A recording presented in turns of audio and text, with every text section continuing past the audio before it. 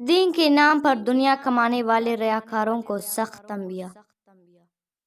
حضرت ابو ہریرہ رضی اللہ تعالیٰ عنہ سے روایت ہے کہ رسول اللہ صلی اللہ علیہ وسلم نے فرمایا، آخری زمانے میں کچھ ایسے مکار لوگ پیدا ہوں گے جو دین کے اڑ میں دنیا کا شکار کریں گے۔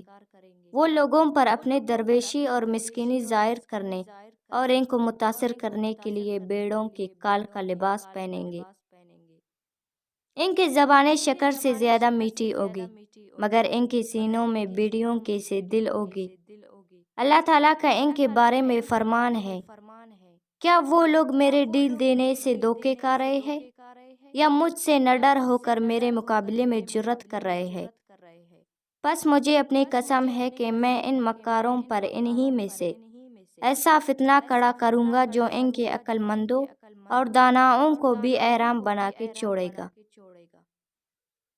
اس حدیث سے معلوم ہوا کہ ریاکاری کی یہ خاص قسم کی عابدوں زاہدوں کی صورت بنا کر اور اپنے اندرونی حال کے بالکل برعکس ان خاصان خدا کی سی نرم و شیریں باتیں کر کے اللہ کے سادالو بندوں کو اپنے عقیدت کے جال میں پھنسا جائے اور ان سے دنیا کمائی جائے، بدترین قسم کی ریاکاری ہے۔